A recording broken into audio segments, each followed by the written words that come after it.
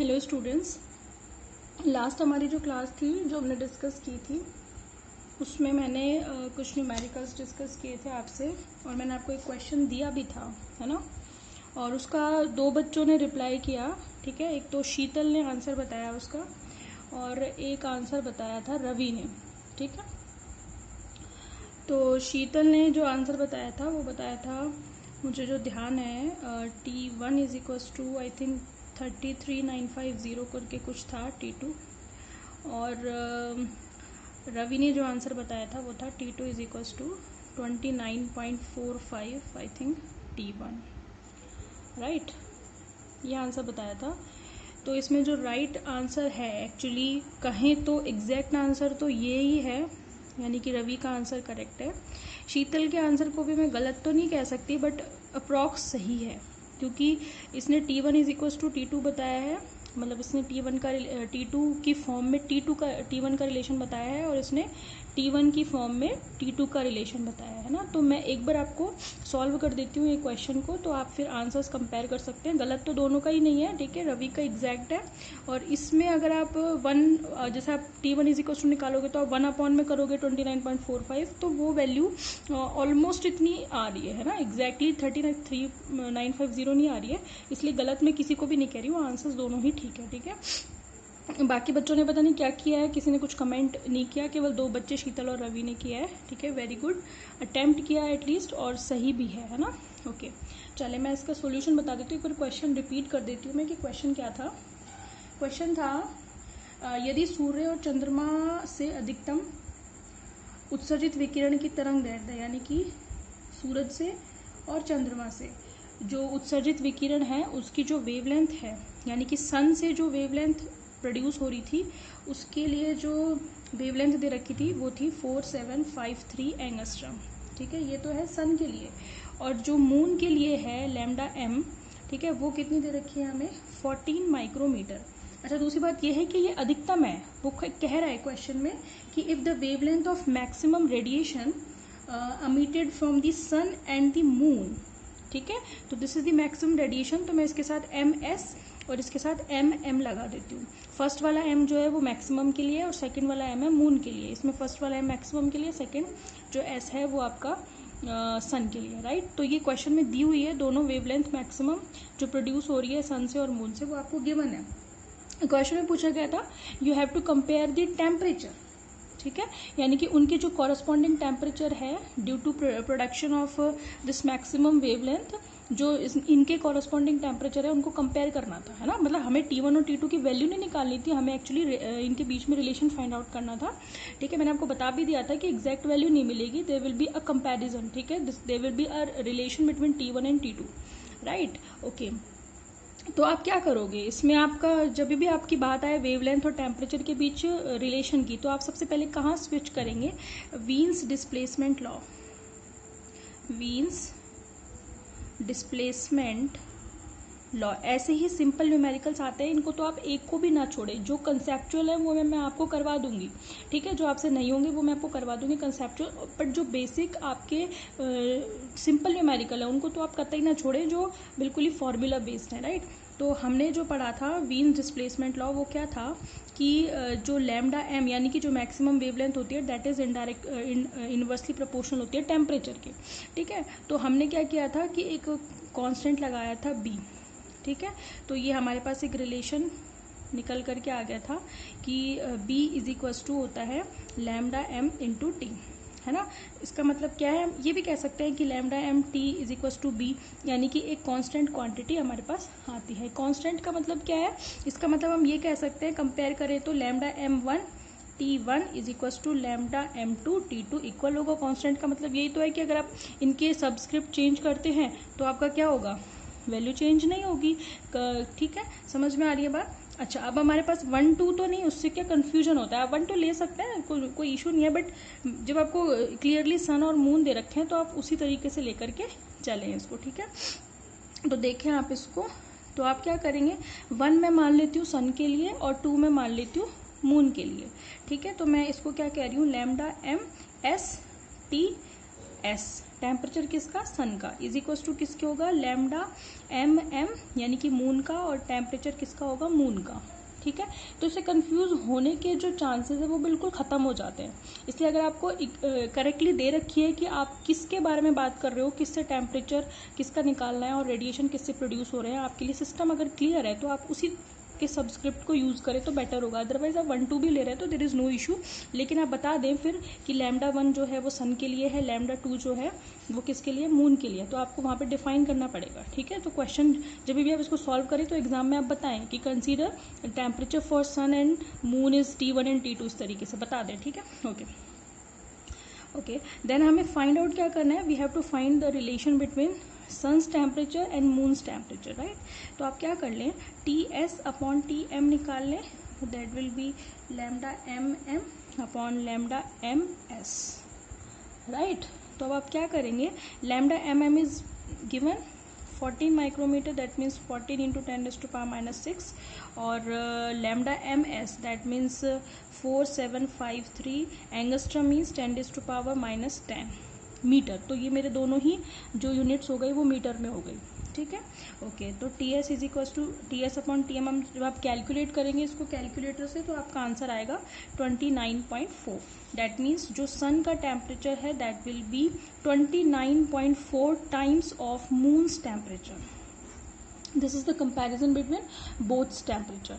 समझ में आ रही है बात आपको। तो ये एक सिंपल क्वेश्चन था, बट मेरे को पता है आधे से ज़्यादा बच्चों ने तो किया ही नहीं है, इसको सॉल्व ही नहीं करने की कोशिश की, और आधे बच्चों ने इसको गलत किया होगा डेफिनेटली, कुछ झिझक के हमारे आंसर नहीं दिया होगा। ठीक है, तो झिझक खत्म करो, ज़्यादा से ज़्यादा क्या होगा भाई, गलत ही तो होगा, क्या दिक्कत आ रही है। एटलीस्ट हम उन लोगों से तो अच्छे हैं ना जिन्होंने ट्राई नहीं किया। ठीक है, तो ट्राई ज़रूर करें, जो भी क्वेश्चन मैं आपको दे रही हूँ उससे आपका कॉन्फिडेंस डेवलप होगा, और आपको क्या होगा, सीखने में भी कंसेप्ट आपके क्लियर होंगे। समझ में आ गए, ओके। देन मैं आपको नेक्स्ट क्वेश्चन पे लेके चल रही हूँ। ठीक है, इस क्वेश्चन के अलावा। ठीक है, ओके। देखिए आज के वीडियो में हम क्वेश्चन ही डिस्कस करेंगे। ठीक है, ओके। देखिए नेक्स्ट क्वेश्चन है आपका, आपके लिए एक रेडियस गिवन है 7 इंटू 10⁸ मीटर, ये आपको बता रखी है। क्वेश्चन सुन लें आप पहले। 7 इंटू 10⁸ मीटर त्रिज्या के सूर्य को, मतलब उसने सन की रेडियस दे रखी है। ठीक है, 6000 केल्विन टेम्परेचर पर, यानी कि उसने आपको ये तो रेडियस दे दी, ये आपको टेम्परेचर दे दिया 6000 केल्विन, 6000 केल्विन। ठीक है, इस ताप पर कृष्णिका मानते हुए सूरज से उत्सर्जित विकिरणों की मात्रा का आंकलन कीजिए। ठीक है, अब ये भी एक सिंपल क्वेश्चन है, फॉर्मूला बेस्ड। समझ में आ रही है आपको, सन की रेडियस गिवन है। ठीक है, इंग्लिश में भी मैं बोल देती हूँ question. Assuming sun of radius 7 into 10⁸ metre as a black body at temperature 6000 kelvin, estimate the total amount of radiation emitted per second by the sun. ठीक है, यानी कि अगर हम इसकी सन की रेडियस को इतना अज्यूम कर लें, ठीक है, और उसको हम कह रहे हैं कि वो behaving like a black body at temperature 6000 kelvin, then we have to, हमें बताना है, अनुमान बताना है, एस्टिमेशन बताना है कि वो कितना रेडिएशन पर सेकेंड एमिट करेगा। समझ में आ रही है बात। तो इस क्वेश्चन को देख लें आप एक बार, इसका सोल्यूशन क्या होगा। सोल्यूशन ये होगा, देखिए अब आपसे क्या पूछा है, रेडिएशन एमिटेड इन पर सेकेंड। ठीक है, तो मैंने आपको एक स्टीफन का मैंने लॉ बताया था। What is Stefan's law, Stefan's law क्या था, that was E is equals to sigma T की पावर 4 था। यहाँ पे ये जो सिग्मा है वो स्टीफन्स कांस्टेंट है, और इसकी वैल्यू कितनी होती है 5.67 इंटू 10⁸ वाट पर मीटर स्क्वायर इंटू केल्विन की पावर 4। ये मैंने आपको बताया था वहाँ पे, जहाँ पे मैंने स्टीफन्स लॉ को डिस्क्राइब किया था, उस जगह पे मैंने इस चीज़ को बताया था, राइट। अच्छा, यहाँ पे ये जो E है वो E क्या है, E क्या है भाई, आप E जो भी है उसका पता आप किससे लगा सकते हो, यूनिट से पता लगा सकते हो ना। आपने ये जो यूनिट लिखी है वो E की ही तो लिखी है। समझ में आ रही है बात आपको। सॉरी, ये यूनिट जो लिखी है आपने वो तो सिग्मा की है। ठीक है, बट आप इससे पता लगा सकते हो कि ई की यूनिट क्या होगी। ई है आपकी, ई क्या है आपकी, ई है आपकी विकिरण की मात्रा पर यूनिट सेकेंड। समझ में आ रही है? और वो भी किससे? एकांक क्षेत्रफल से। तो मैंने आपको बताया था कि ये जो ई है वो क्या है? उत्सर्जन क्षमता है। और उत्सर्जन क्षमता क्या होती है? उत्सर्जन क्षमता होती है एकांक क्षेत्रफल से प्रति सेकंड उत्सर्जित विकिरण की मात्रा। समझ में आ गई? यानी कि क्वांटिटी ऑफ रेडिएशन एमिटेड पर सेकंड पर यूनिट एरिया। समझ में आ गई? ठीक है। तो अब देखो ना, अब यहाँ पे आपने सिग्मा की यूनिट कितनी लिखी है? Watt per metre square into kelvin की पावर 4। दैट मीन्स आपने क्या लिखा है? Sigma is equal to E upon T की पावर 4 ही तो लिखा है। सिग्मा यहाँ से ई अपॉन टी की पावर 4 ही तो आएगा। तो ई की यूनिट कितनी हो गई? यही तो हो गई, वॉट पर मीटर स्क्वायर। ठीक है, क्योंकि टेम्परेचर के लिए तो केल्विन की पावर 4 हो गई। ई की यूनिट क्या हो गई? वॉट पर मीटर स्क्वायर ही तो आई। वॉट किसकी होती है? पावर की। That means radiations. ठीक है, radiations per unit second, that is power. ठीक है भाई, पावर क्या आप लिखते हो? एनर्जी पर यूनिट टाइम ही तो लिखते हो। ठीक है, तो एनर्जी मतलब रेडिएशंस। ठीक है, रेडिएशंस पर यूनिट टाइम। ठीक है, और मीटर किसको बता रहा है? पर यूनिट एरिया को। ये लो, आपने एरिया कर दिया, अगर इसके नीचे ए से भी डिवाइड कर दिया तो फिर ये क्या बन जाएगी? ये तो एनर्जी है। ठीक है, बट ये क्या है? कैपेसिटी, यानी कि उत्सर्जन क्षमता, एमिटिंग कैपेसिटी। समझ में आ गई बात? ठीक है, तो आप अंतर समझिए, मतलब इसको याद नहीं करने की ज़रूरत है। अगर आपको यूनिट ये याद है तो आप निकाल भी सकते हो। ई क्या है?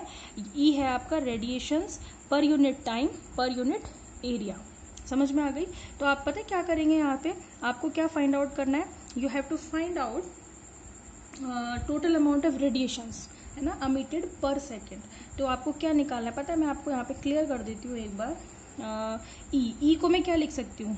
Power 4 pi R square. 4 pi R square क्या है? क्योंकि सन कैसा है? हमारे पास एक स्फेयर है। स्फेयर होगा तो स्फेयर का जो एरिया होता है वो 4 पाई आर स्क्वायर ही तो होता है भाई। ई को आप क्या लिखोगे?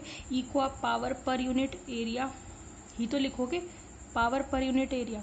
तो पावर तो हो गई P divided by 4 pi R square is equal to कितना हो गया? सिग्मा टी की पावर 4। ठीक है, आपसे क्या पूछिए? पी। पी मतलब 4 पाई आर स्क्वायर और साथ में सिग्मा टी की पावर 4। समझ में आ गई? अब सारी चीज़ें आपके पास, आर की वैल्यू आपको गिवन है क्वेश्चन में। ठीक है, सिग्मा आपको पता है, ये रहा। टेम्परेचर भी आपको गिवन है, बस आपको यहाँ पे रखना है। ठीक है, तो एक फॉर्मूला बेस्ड क्वेश्चन था ये, लेकिन इसमें भी कहीं ना कहीं कंसेप्ट लग रहा है आपका। तो आपसे पूछा क्या था क्वेश्चन में? आपसे पूछा था total amount of radiations emitted पर सेकेंड। समझ में आ गई? तो ये रेडिएशंस तो क्या है भाई? रेडिएशंस पर सेकेंड आपको निकालना है। दैट मीन्स आपको क्या निकालनी है? आपको फाइंड आउट करनी है पावर। रेडिएशन पर सेकंड मतलब, रेडिएशन का मतलब हो गया एनर्जी, और एनर्जी पर सेकंड पावर को ही तो डिनोट करती है।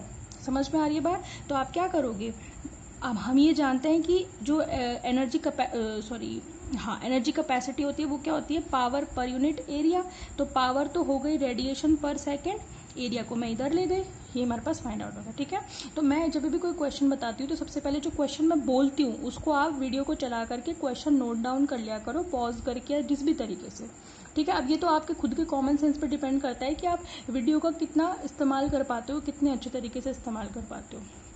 समझ में आ रही है बात? क्योंकि अब तो कम से कम जब मैं क्लास में पढ़ाती थी तो मेरे वर्ड्स रिपीट थोड़ी ना हो सकते थे, तब तो आपको ध्यान से सुनना था। अब आपके पास ये बेनिफिट है कि आप मेरी वर्ड्स रिपीट कर सकते हो, सुन सकते हो, वापस से पॉज कर सकते हो, रिप्ले कर सकते हो। तो ये आपके पास बेनिफिट है एक तरीके से। समझ में आ रही है? आपके पास एक रिकॉर्डिंग क्लास है। ठीक है, तो इस चीज़ का बेनिफिट उठाओ। अच्छा, एक चीज़ और, बच्चे बार बार मेरे से पूछ रहे हैं कि मैम नोट्स कैसे बनाएं। अरे भाई, आपके पास बुक्स नहीं है तो भी मैं आपको प्रॉपर नोट्स प्रोवाइड करा तो रही हूँ। ये चीज़ अब मैंने यहाँ पे पॉज कर देती हूँ जब मैं समझाती हूँ। भाई आप सबसे पहले तो वीडियो चला करके क्या करो, समझा करो। पहला काम तो आपका समझने का होना चाहिए। ठीक है, अपने कॉपी पेन लेकर के बैठो, कुछ मोस्ट चीज़ें हैं उनको नोट डाउन करते जाओ। समझ में आ रही है? हैंड टू हैंड नोट्स नहीं बनेंगे वीडियो में। ठीक है, फिर आप क्या करो, देन आप अपनी फेयर कॉपी लेकर के बैठो। फिर मैं जो बोलती जा रही हूँ वो नोट्स है। जैसे मान लो मैंने प्लांक का क्वांटम सिद्धांत मेरे को बताना है, सबसे पहले आप हेडिंग डालेंगे प्लांक का क्वांटम सिद्धांत, फिर मैं उसकी थ्योरी बोलती हूँ कि प्लांक ने क्या कहा। अब उन शब्दों को जोड़ करके आप अपने दिमाग में बैठाओगे, समझोगे, और उनको समझ के फिर उसको कॉपी में लिखो। यही तो होता है लेक्चर। लेक्चर भाई यही होता है, टीचर जो सामने बोल रहा है उसको आपको समझना भी है, देन आपको उसको नोट भी करना है। ठीक है। अभी तक तो हम कॉलेज में आपको प्रॉपर नोट्स खुद प्रोवाइड कराते थे, ढंग से आपको लिखवाते थे, ढंग से जो है एक एक शब्द में लिखवाती थी कॉपी में, ठीक है। तो अब क्या कर रही हूँ, भले ही वैसे एक एक शब्द में धीरे धीरे नहीं बोल रही हूँ, पर जो जो बात लिखने की है वो तो मैं बोल ही रही हूँ अभी भी, कोई चीज़ छोड़ थोड़ी ना रही हूँ अभी भी। बस ये है कि ब्रेक दे दे के जैसे क्लासेस में बोल बोल के लिखवाती थी वो नहीं कर रही हूँ, ठीक है। तो ये एडजस्टमेंट आप लोगों को करना ही पड़ेगा, और इससे आप देखना, इससे आपकी कैचिंग पावर इंक्रीज होगी अगर आप इस तरीके से पढ़ेंगे। तो लेक्चर का मतलब ही यही होता है कि आप जो टीचर बोल रहा है उसको आपको नोट भी करना है, डिसाइड करके क्या इंपॉर्टेंट है, फिर घर जाके फाइनल नोट्स बनाने होते हैं, ठीक है। वो ठीक है कि विद यूज़ ऑफ बुक्स बनाने होते हैं, ठीक है। बुक्स जिनके पास है अच्छी बात है, नहीं है जिनके पास तो वो अभी एडजस्टमेंट करें। वैसे भी ज़्यादा थ्योरी होती नहीं है फिजिक्स में, थोड़ी बहुत होती है जो मैं बता देती हूँ आपको, और थोड़ा डिस्क्राइब कर दिया करूँगी, अच्छे से लिख के बता दिया करूँगी थ्योरी, अदरवाइज तो न्यूमेरिकल डेरिवेशंस यही होते हैं, तो यू हैव टू एडजस्ट, ठीक है। ओके, आज की वीडियो में इतना ही रखेंगे भाई। वीडियो मैं अब अप टू 15 मिनट्स ही बनाऊँगी, ठीक है। तो आप इसमें कर लेना एडजस्टमेंट, क्योंकि वीडियो अपलोड में काफ़ी प्रॉब्लम आ रही है मेरे को, ठीक है। तो आज तो क्या है, थोड़ा सा मेरे को बताना भी था कि नोट्स कैसे बनाना है, तो इसमें चला गया, 2 न्यूमेरिकल हो गए। आप एक काम करना, मैं आपको एक क्वेश्चन दे देती हूँ, आप उसको करना। क्वेश्चन आपका ये है बुक में, अब आप वीडियो पॉज करना और ये क्वेश्चन नोट डाउन करना, ठीक है। क्वेश्चन है, किसी कृष्णिका के लिए 6000 केल्विन ताप पर फ्रीक्वेंसी दे रखी है और उसके लिए आवृत्ति भी दे रखी है, ठीक है। आपको फाइंड करना है इसका वर्णक्रमीय ऊर्जा घनत्व। ये लो भाई, सॉल्यूशन भी दिख गया है यादों को, ठीक है, मेरे को ध्यान नहीं रही। तो वर्णक्रमीय ऊर्जा घनत्व निकालना है, ठीक है। तो आपके लिए फॉर्मूला ये रहा, you have to use this formula, ठीक है। Everything is given in this question, ठीक है। सब कुछ दे रखा है, मैं कह रही हूँ ना, फॉर्मूला बेस्ड क्वेश्चन तो एक भी नहीं छोड़ना है आपको। फॉर्मूला ये है, आपको एवरीथिंग दे रखा है, सब कुछ दे रखा है, आपको न्यू दे रखा है, आपको एच आपको पता है, सी आपको पता है, ठीक है। आपको टेम्परेचर भी गिवन है, आपको सब कुछ फाइंड आउट करना है, आपको इसको कैलकुलेट करना है, बस। बात समझ में आ गई? ये जो के है, बोल्ट्जमान कांस्टेंट होता है, इसकी वैल्यू भी मैं बता चुकी हूँ आपको। समझ में आ गई? ये क्वेश्चन आपको करना है और करके इसका आंसर मेरे को कमेंट सेक्शन में बताना है। Okay, thank you.